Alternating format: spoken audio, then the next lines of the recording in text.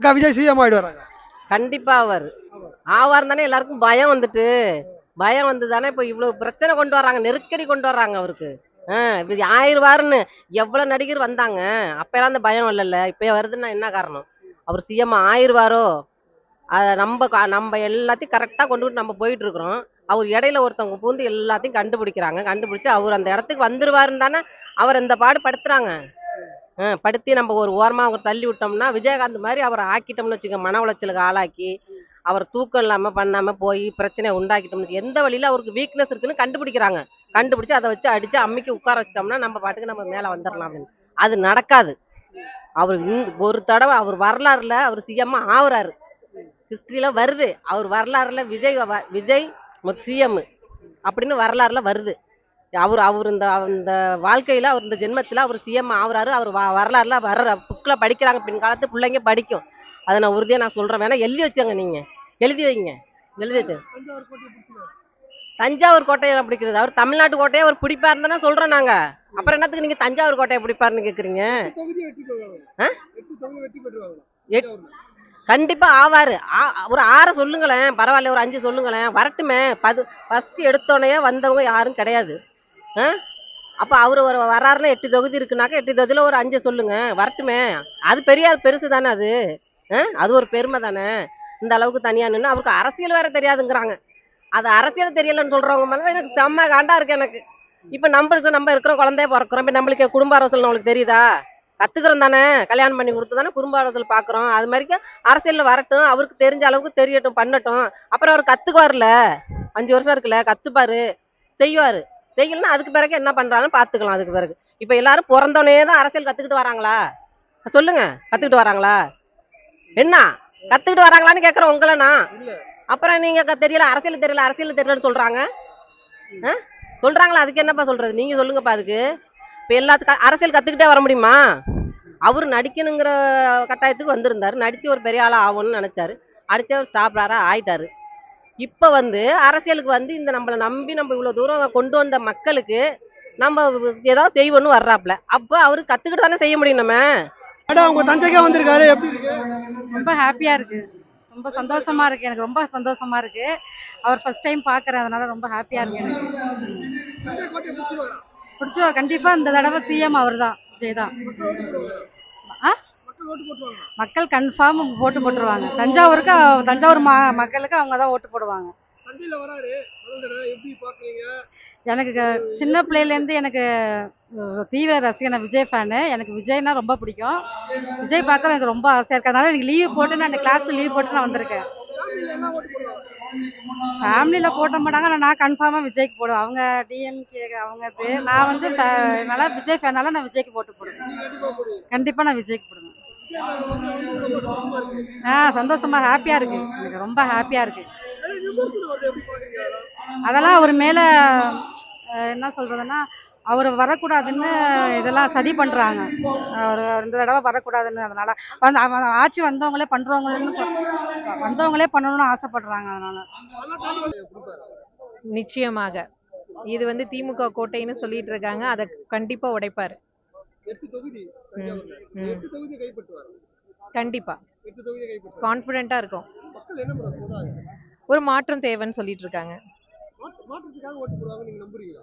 நம்புறேன், நிச்சயமாக போடுவாங்க.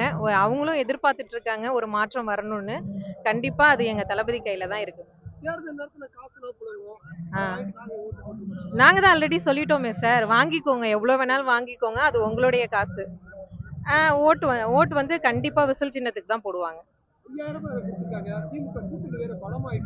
இருக்கட்டுமே சார், எங்க கூட்டணி பெரிய கூட்டணி இல்ல, அவர் தளபதி சொல்லியிருக்காங்க, மக்கள் கூட்டணி எங்க கூட்டணி.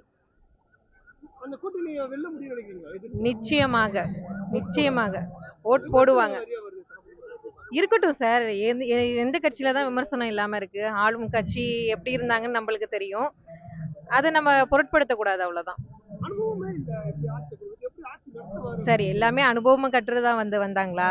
இப்ப அவருடைய பையனும் அனுபவமா வந்தாங்க அப்படிலாம் கிடையாது சார். யாரு நல்லது செய்யறாங்களோ மக்களுக்கு அவங்க வந்தா நல்லதுதான். சொல்லட்டுமே சார், நான் யார் அப்ப நானும் படிச்சிருக்கேனே, யார நான் வேலை இல்லாம இருக்கேன் அப்படிலாம் இல்ல, எல்லாருமே படிச்சவங்க தான். எல்லாருக்கும் நாலேஜ் இருக்கு சார். போன வாட்டி அழுதாரு இல்லையா? ஆ. எப்படி பாக்குறீங்க? இந்த வாட்டி என்ன பேசணும்னு நினைக்கிறீங்க? அவங்க அழுதோன்னே எங்களுக்கே அழுக வந்துருச்சு. நிச்சயமாக எங்க தளபதியை வந்து அரியணையில ஏற்றணும்னு தான் நாங்க முயற்சி பண்ணிட்டு இருக்கோம். எப்படி இந்த என்ன பேசுவாரு நினைக்கிறீங்க? என்ன பிரச்சனை இருக்கு தஞ்சாவூர்ல?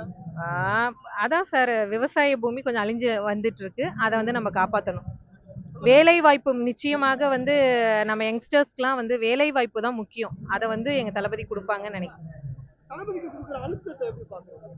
நிறைய ப்ரெஷர் சார். பாவம் மனுஷன், ஒரு மனுஷனா வந்து போராடுறாரு. கண்டிப்பாக அதை மீறி வெற்றி அடைவோம். கண்டிப்பாக, தஞ்சாவூர் கோட்டை நிச்சயமாக நாங்க இருக்கோம். எப்படி இருக்கு? ஒரு திருவிழா கோலமா இருக்கா? திருவிழாவோட மிஞ்சிருச்சு சார். இனிமேல் தான் பார்க்க போறீங்க. எப்படி இருக்கு தளபதி வருகை எப்படி இருக்கு? தளபதி வருகை செம்மையா இருக்கு. நாங்க இதை எதிர்பார்க்கவே இல்லை, தஞ்சாவூர்ல இவ்வளவு கூட்டம் வரும்னு. கிட்டத்தட்ட 5:30 மணிலேருந்து இங்க வெயிட் பண்ணிட்டு இருக்காங்க. என்ன நடந்தாலும் தளபதி தான் 2026ல ஆட்சிக்கு வருவாரு. அடிச்சிருவாரா? புடிச்சிருவாரா? அதெல்லாம் பிடிச்சிடாரு. எப்படி இவ்வளவு இளைஞர்கள் பக்கத்துல இருக்கிறாங்க, யார் என்ன வேணாலும் சொல்லிட்டு போட்டோம். அங்கிள்லாம் ஒண்ணுமே பண்ண முடியாது, தளபதி தான். தஞ்சாவூர் 8 தொகுதியும் முடிச்சிருவாரா? 8 தொகுதியிலும் மாசா ஜெயிச்சிருவாரு. உட்கார்ந்த இடத்துலயே தளபதி ஜெயிப்பாரு. வருங்கால முதலமைச்சர். ஜெயிப்பாரா? விமர்சனங்கள் வருது, நிறைய விமர்சனம். விமர்சனங்கள்லாம் உண்மையா போறவங்களுக்கு தான் விமர்சனம் வரணும். கரெக்டா அவரே சொல்லியிருக்காரு, கரெக்டா போறவங்க மேலதான் கல்ல தூக்கி எறிவாங்க, எல்லாமே பண்ணுவாங்க. நம்ம பாட்டு போற வழியில போனோம்னா தானாவே ஜெயிச்சிடலாம். விமர்சனம் வர வரதான் தளபதிக்கு இன்னும் வெயிட் ஏறிக்கிட்டே இருக்கும். இளைஞர் ஓட்டை மட்டும் வச்சு ஜெயிக்க முடியாது அப்படின்றாரு. இளைஞர் ஓட்டு இப்ப எங்க அம்மாலாம் பாருங்க, எங்க அம்மாலாம் தளபதிக்கு தான் போடுவேன் அப்படின்னு நிக்கிறாங்க. எங்க அப்பா தளபதிக்கு, எங்க அப்பா இப்ப துணை செயலாளரா இருக்காங்க 51வது வார்டுக்கு. எங்க அப்பா எல்லாருமே மோஸ்ட்லி இப்ப என் தங்கச்சி ஒரு கடைக்கு போனானா அங்க போய் அவளே வந்து கேம்பெயின் பண்ணிட்டு இருக்கா, தளபதிக்கு தான் ஓட்டு போடணும், தளபதிக்கு தான் ஓட்டு போடணும் அப்படின்னு சொல்லிட்டு வரா. சோ எல்லாருமே அந்த இதுல மாறி போட்டு தளபதிக்கு போட்டுருவாங்க. எல்லாம் மக்களுக்கே தெரியுது உண்மையா யாரு இருக்கிறாங்க யாரு இல்லன்னு. அதுக்காக எல்லாருமே இது பண்ணிட முடியுமா? தளபதிக்கு தான் ஓட்டு போடுவாங்க எல்லாரும். ஒரு வெட்டி கூட்டம் சுத்துதுன்னு சொல்றாங்க. இது ஒரு வெட்டி கூட்டம் சொல்றாங்க. உண்மையா சொல்லுனா டிஎம்கே தான் வெட்டி கூட்டம், டிவிகே எல்லாம் வெட்டி கூட்டமே இல்ல. இவ்வளவு பேரு எல்லாரும் விட்டுட்டு வரதுக்கு என்ன வெட்டி கூட்டமா வசத்திட்டு இருக்காங்க. தளபதி தான் மாசு. அடித்தளமே இல்ல, எப்படி ஆட்சி பிடிக்க முடியும்? அடித்தளம் இல்ல, கட்டமைப்பு இல்லன்றாங்க. எல்லாருமே கட்டமைப்போட வராங்க. பேஸ்மெண்ட் அது முக்கியம் இல்ல ப்ரோ. எல்லாருமே தானாவே வந்துடலாம். இவ்வளவு பேர் இருக்கும்போது தளபதிக்கு என்ன பயம் இருக்கணும்? திமுக அதிமுக தாண்டி என்ன செஞ்சுட்டு போறாரு விஜய்? அதிமுக என்ன செஞ்சாங்க? என்ன ஒரு மாசத்துக்கு 5000 போட்டுட்டா அவங்கள ஏதாவது தலையில தூக்கி வச்சிருக்க முடியுமா? அது எங்க காசு, எங்க கிட்டே இருந்து வாங்கின காசு, டாக்ஸ் அது இதுன்னு போட்டு இது பண்ண காசு. நீட்டை ஒழிக்கிறேன்னு சொன்னாங்க, ஒழிச்சாங்களா? இல்லையே. அப்ப டிவிக்கு எங்க தலைவர் செய்வான்னு சொல்லியிருக்காரு, கண்டிப்பா செய்வார். அவர் சொல்றதா செய்வாரு. திமுக கூட்டணி அதிகமா இருக்கு, பலமா இருக்கு. அவங்க ஃபர்ஸ்ட் காங்கிரஸ் கூட்டணியை ஒன்னாக்க சொல்லுங்க, அப்புறமேட்டு டிவிகே வரட்டும். டிஎம்கே ஃபர்ஸ்ட் அவங்க காங்கிரஸும் டிஎம்கே வச்சு, டிஎம்கே இவ்வளவு நாள் ஜெயிச்சது காங்கிரஸோட ஒத்துழைப்பால தான். இப்ப காங்கிரஸே வந்து டவுட்ல இருக்கும் போது அவங்களுக்கு என்ன கூட்டணி, இதுக்கு மேல என்ன கூட்டணி தேவை? காங்கிரஸ் கூட்டணி வந்தா பலமா இருக்கு. காங்கிரஸ் கூட்டணி வந்தா வரது டவுட், ஆனா வந்தா இன்னும் ஸ்ட்ராங்கா நின்றுவோம். புரியல? கட்டாயம் இப்பவே வெற்றி பெற்றுவாங்க. காங்கிரஸ்ன்றது வந்து ஒரு பூஸ்ட் கொடுக்கற மாதிரி, +1 அப்படின்ற மாதிரி. விஜய்க்கு ஏன் ஓட்டு போடனா?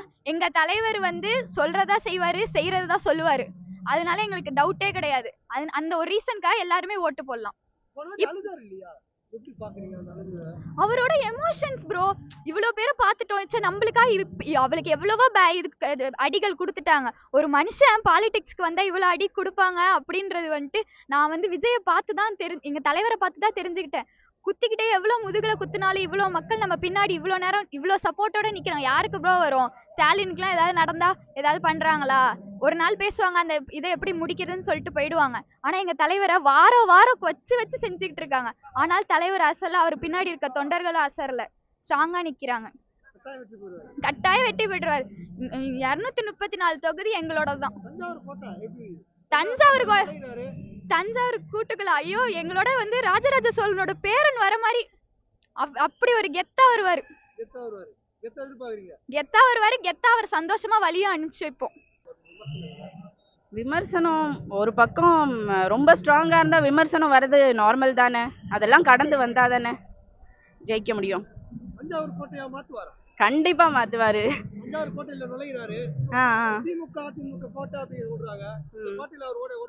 கண்டிப்பா உடைப்பாரு. நீங்க பாத்துக்கிட்டே இருங்க. 2026 எங்க அண்ணனோடது. ஒரு மாற்றம். 50 வருஷமா 2 கட்சியும் மாற்றி மாற்றி கரப்ஷனில் போயிட்டு இருக்கு. ஸோ ஒரு மாற்றம் வேணுங்கிறதுக்காக அண்ணனுக்கு ஓட்டு போட போகிறோம். 50 வருஷம் ஆண்டிருக்காங்கல்ல, 25 வருஷம் ஆண்டிருக்காங்க. இவர்கள் பண்ணாதது விஜய் என்ன பண்ணுவாருன்னு நீங்க நம்புறீங்க? எஜுகேஷனுக்கு இம்பார்ட்டன்ஸ் கொடுப்பாரு. அப்புறம் நிறைய அடிப்படை தேவைகள் இருக்குல்ல சார், அதுக்கெல்லாம் கண்டிப்பாக அது பண்ணுவாருன்னு சொல்லி நாங்கள் எதிர்பார்க்குறோம். இவர்கள் எந்த அடிப்படை தேவை பண்ணலன்னு நினைக்கிறீங்க? பண்ணியிருக்காங்க. பட் இந்த 4-5 வருஷம் நீங்களும் பார்த்துட்டு இருக்கீங்கல்ல என்ன பண்ணாங்க. இப்போ எலெக்ஷன் பக்கம் வருதுங்கிற போது எல்லாத்தையும் கொடுத்துட்டு இருக்காங்க, பண்ணிட்டு இருக்காங்க. பட் இதுக்கு முன்னாடி ஒன்றுமே பண்ணலையே. இப்போ இந்த லேப்டாப் கொடுக்கறதாகட்டும் இதாகட்டும் எல்லாமே இப்போ தானே பண்ணுறாங்க. இப்ப 5000 கொடுத்துருக்காங்க, அது ஓட்டா மாறுன்றாங்க, எப்படி பாக்குறீங்க? 5000 ரூபாய் நாங்கள் வாங்கிப்போம். ஆனால் ஓட்டு வந்து டிவி கேக்கு தான், விஜய் அண்ணாக்கு தான். அடிச்சிருவாரா 234 தொகுதி? கண்டிப்பாக அடிச்சிருவாரு. போனாட்டி அழுதாரு இல்லையா, எப்படி பாக்குறீங்க அழுதது? அது வந்து மக்களுக்காக, அது ஒரு எமோஷனல் அழுதது. அது வந்து எல்லாம் அரசியல் ஆக்கிட்டு இருக்காங்க, ஒன்றும் பண்ண முடியாது. குடும்ப ரீதியா அழுத்தம் கொடுத்து ஒரு விமர்சனம் வருது, அதை எப்படி பாக்குறீங்க? அது அவரோட பர்சனலுங்க, யாருக்கும் அதை பற்றி பேசுறதுக்கு உரிமை இல்லை. ஆனா பேசுறாங்களே திமுக.